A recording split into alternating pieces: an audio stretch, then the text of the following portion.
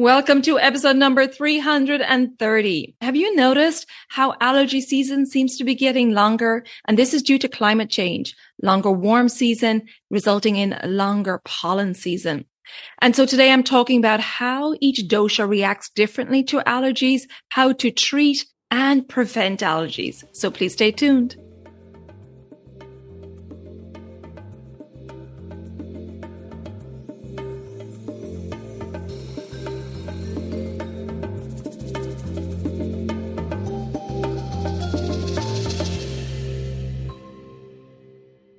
Hi there, I'm your host Colette, and on this podcast I will be sharing the teachings of Ayurveda, yoga, and holistic health practices. Now, if you're new to Ayurveda, I recommend checking out the first couple of episodes where I do an introduction to Ayurveda and the mind-body types. Thanks for listening, and now here's a new episode. This episode is sponsored by Kerala Ayurveda. The Ayurvedic philosophy of immunity encourages mindful dietary choices, lifestyle adjustments, and herbal support. Kerala Ayurveda offers a range of supplements to help you gather strength from nature, such as Guduchi, Amalaki Rasayanam, Indukanta Gritam, Moringa, and delicious organic cultured turmeric ghee. Each herb and formulation follows Ayurvedic traditions, ensuring the highest quality and effectiveness. With a commitment to being all natural and GMO-free, Kerala Ayurveda supplements provide a natural solution to allergy management and immune support. Explore immunity boosters at keralaayurveda.store and use the code ELEMENTS10KA for a 10% discount on your first order. Check out all the details and links in the show notes. Hey there, and welcome back to the Elements of Ayurveda podcast. It's me, Colette, today for a solo episode talking all about allergies. And I have been talking to more and more clients suffering from allergies lately. And due to climate change, they're suffering for longer periods of time. And this is due to the longer warm seasons, which in turn is resulting in longer pollen and allergy season, which can make life challenging as the symptoms can really impact day-to-day life. Allergies occur when the immune system reacts to an unknown irritant as foreign, and it reacts by producing antibodies. Symptoms can vary and may include nasal congestion, sneezing, skin and eye irritation, and allergies can also induce asthma. And the allergic reactions can affect the airways and the lungs, resulting in difficulty breathing and wheezing. Now, Ayurveda teaches us that the root cause of allergies could be due to genetics, in which case we now understand via the science of epigenetics that we have the power to turn on or off our genes via our diet and lifestyle. So that's great news. So we can alter those genetics by our diet and lifestyle. Or allergies could be due to an imbalance of the doshas of vata, pitta, and kapha, which can affect our immune system. And it could also be due to an accumulation of toxins or ama in the body, which results from a weak agni or weak digestive fire, which is not digesting our food efficiently. Of course, the root of the allergy varies widely, and treatment is different for each individual and really needs to be tailored to each person. Now, the Ayurvedic approach is, of course, treating the root cause of the allergy. And if we take something to suppress the allergy symptoms, while that might give us some relief, we're not getting to the root of the issue, and therefore the allergy will return. Ayurveda helps us to understand how each dosha reacts to allergens. For example, the kapha dosha, when aggravated, can manifest in congestion, mucus, phlegm, runny nose, watery eyes, chesty cough, sinus infection, and feeling lethargic and a heaviness in the body and a foggy mind. There can also be sluggish digestion and sluggish elimination, water retention, and edema, swelling. The kapha dosha can become easily aggravated during springtime or when the climate is wet and cold, as these are similar qualities to that of the kapha dosha. So we have like increasing like here. The increase in kapha qualities in the environment results in an increase in the kapha dosha in our body. And for those with a high kapha constitution or a kapha imbalance, the kapha qualities of moist, heavy, cold, liquid, and static may rise in the body. And so you really need to be aware during kapha season, so when the weather is wet and cold, that you're keeping your kapha dosha in balance and preventing allergies by bringing in the opposite qualities. So I'm going to take you through, a snapshot of how to bring in these opposite qualities. So taking first the cold quality of kapha. So we want to bring in the opposite, which is obviously warm. So that will mean bringing in warm foods, avoiding any cold or raw foods. Warm environment is really important. Sipping on warm water or herbal teas throughout the day to help stimulate digestion. The moist quality of kapha can become aggravated during allergies. And so we want to bring in more dryness when there's that heavy congestion in the body. Something like a warm sauna, which is obviously warm and dry, can really help counter that moist quality and cold quality of kapha. And you want less liquids for kapha. We're always told drink loads of water and make sure you're well hydrated, but kapha carries a lot of water and is prone to water retention. And so you want less liquids. Of course, you want to stay well hydrated. And I'll cover how much liquids in a few moments, but you want less liquids, and more drier foods are fine for kapha because you have that extra moisture tendency towards water retention and swelling in the body. The heavy quality of kapha can be countered with light. So light foods, which are easy to digest, avoiding dairy, which is heavy to digest and can cause a lot of mucus in the body, and avoiding stodgy comfort foods. The static quality of kapha is countered by increased activity. So you want to make sure that you're moving daily to circulate the blood and the lymph. And something like hot yoga is great for kapha. Again, the hot countering the cold, and the constant flow of movement and the flow of energy with the yoga is great. And you also want, brisk walks. You want to make sure you're varying your activities daily as well. Of course, avoiding napping, which will just slow down digestion during the day and could result in further aggravation. The soft quality of kapha, we want to bring in the opposite, which is rough, and rough equals roughage. Lots of fiber in the diet, lots of veggies and fruit to help stimulate movement through that sluggish system and to aid elimination, which can often be sluggish when kapha is aggravated. Kapha also wants to increase the pungent, astringent, and bitter taste and limit the sweet, sour, and salty taste, which can aggravate kapha. For the pungent taste, which is beneficial for kapha, spices like ginger, garlic, pepper, chili, cayenne, they all produce heat in the body and help to liquefy that congestion. For astringent taste, foods like beans, leafy greens, cruciferous vegetables like broccoli, cauliflower, Brussels sprouts, and cabbage, which all have lots of fiber too, are great for kapha. And as I said, the bitter taste is also beneficial for kapha. So increasing, again, bitter leafy greens like kale, collard greens, and chard. So these are all light foods as well and can be really beneficial for countering that heaviness of kapha.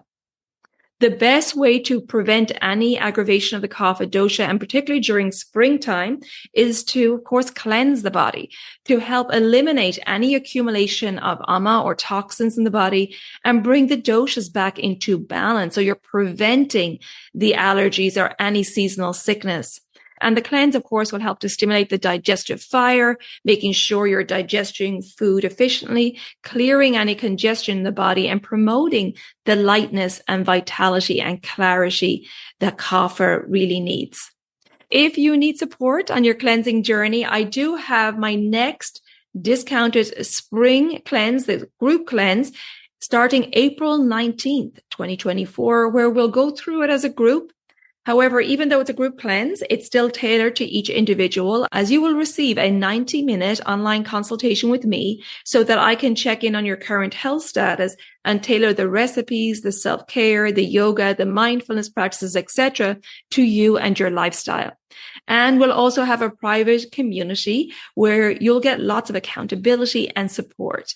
So again, that group discounted cleanse is starting April 19th. And if that date doesn't work for you, then check out my private cleanse option. Same structure, but you get to choose your own dates and you have me one-to-one for support.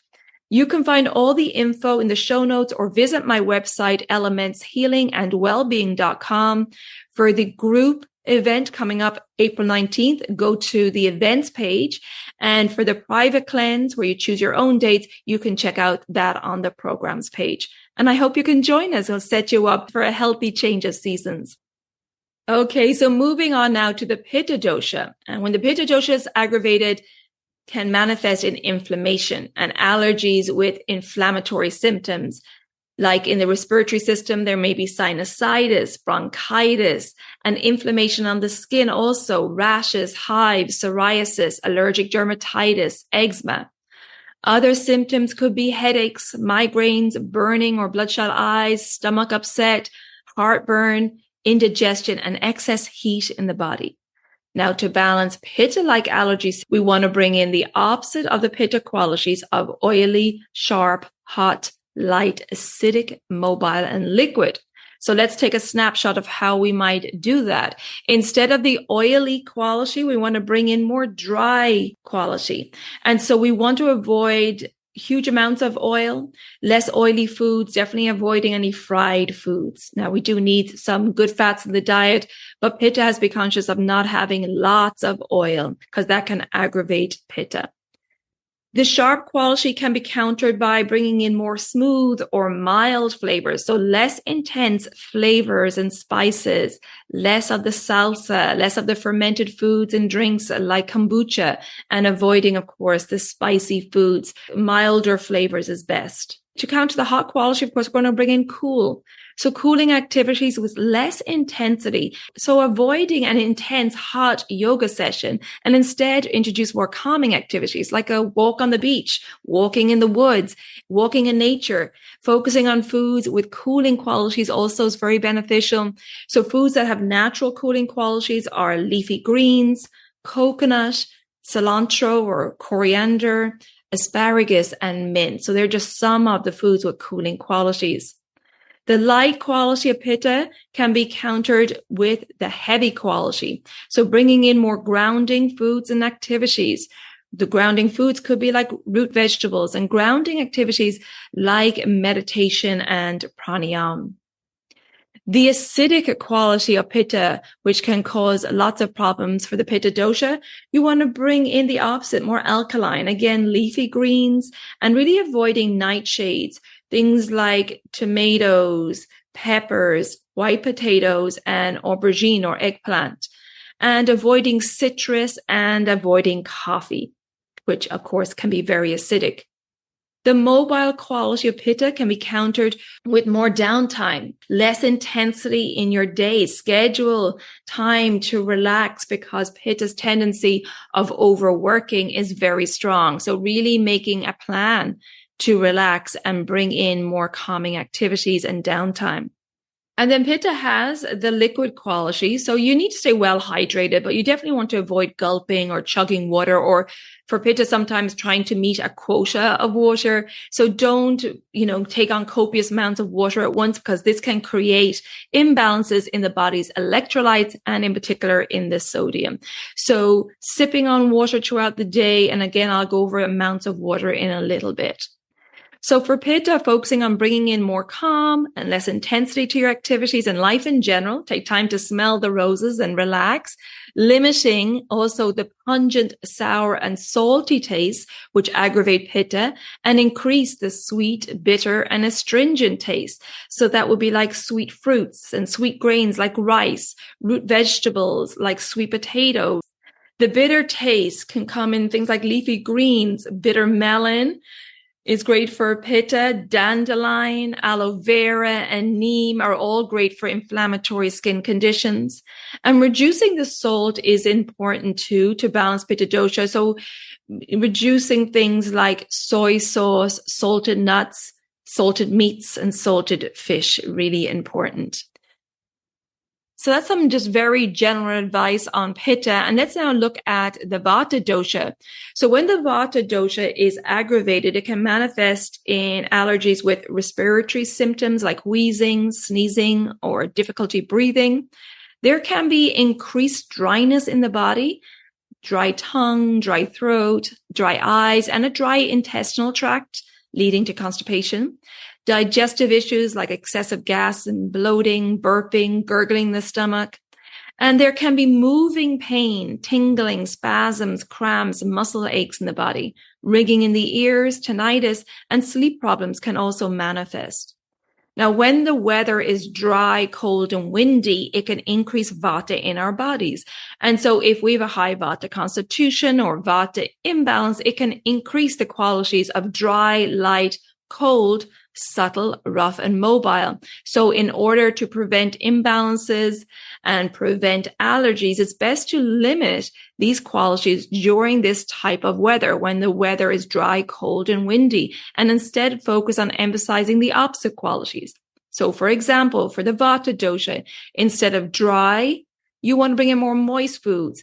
Everything should have lots of liquids. Your food should look moist, whether that's like a stew or a soup, or moist with good fats, or pouring some olive oil or adding some ghee. You really need to make sure that all the food you're eating has moisture in it, or else that food during digestion will rob moisture from your body. Your body tends to be dry anyway. So you really need lots of hydration in the form of liquids, and then lubrication in the form of good fats to ward off that dry tendency of the vata dosha.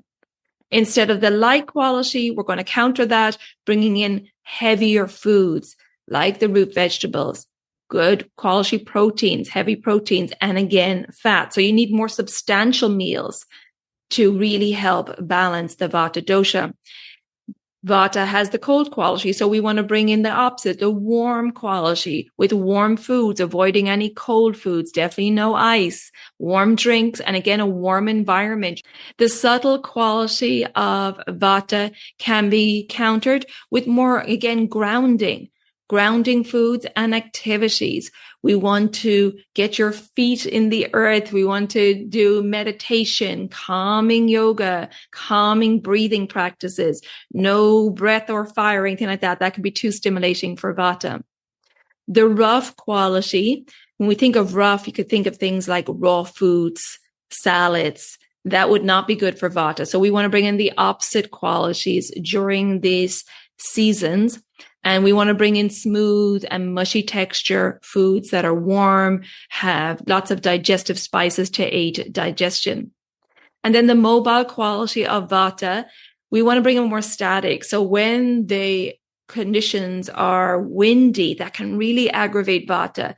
So we want to make sure that we're not sitting in a draft. We're not sitting under a fan or air conditioning at work, that we don't have any wind blowing on us. And then when we're out in the wind, that our head and ears are covered with a hat and scarf. And also we want to bring in static, slow activities like yin or restorative yoga and meditation to counter that mobile quality. For vata, also limiting the pungent, astringent, and bitter taste will be really helpful because they aggravate vata, and then instead focusing on the sweet, sour, and salty taste. Sweet fruits and veg like beets or beetroot, carrots, parsnip, turnip, pumpkin. Sour and salty foods like berries, pineapple, yogurt, fermented or pickled foods, soy sauce, tamari, kimchi, sauerkraut, all beneficial for vata. So that's the dosha specific advice. Now, of course, allergies can be a mix of doshic aggravations, as we each have a unique ratio of the doshas in our body. And if one dosha becomes aggravated, it can often affect the others. So our signs of aggravation and our symptoms of allergies could be a mix of 2 or 3 of the doshas. And so it's really important to get tailored advice for your particular symptoms. However, in general, as we're moving towards a seasonal transition and the start of spring in the northern hemisphere and autumn in the southern hemisphere, here's some general advice to help keep your immune system strong. Keep your digestive fire or agni stoked with digestive spices like ginger, black pepper, cumin, fennel, salt, and warm drinks to help stimulate the digestive fire, avoiding cold, raw food and ultra-processed foods. And eating easy digestible foods aids your digestion and really aids in this transition during the seasons, which is why we cleanse during the seasonal transition. Eat in alignment with your unique constitution during this time of transition of the seasons, where the weather is going back and forth between the seasons. And also the types of food you're eating, the timing of your food, and your food combining. Now, I do have a download of a food combo chart, and that chart also includes the tastes that I've talked about and how the tastes affect each dosha. So I'll put that link in the show notes if you want that handy download to have on hand for food combining and how the tastes affect the doshas. You also want to stay well hydrated. Hydration amounts depend on your constitutional makeup, age, climate, movement during the day, etc. However, in general, the vata dosha needs the most amount of liquid, with 8 to 10 glasses per day. Pitta dosha needs around 6 to 8 glasses, and kapha needs around 4 to 6 glasses. Ideally drinking warm fluids, and in very hot weather, you can have room temperature. And it's important to sip and not to gulp any liquids. And a good way to test your hydration is to look at your urine and make sure that your urine should be a very light yellow or clear color. Move daily, and this will vary depending on your constitution again. However, everyone will benefit from a brisk 30-minute walk per day to get the blood flowing and lymph moving.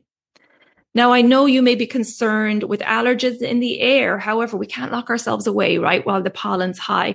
And so the best thing to do is clean your nasal passages using a saline solution every day if your allergies are really bothering you.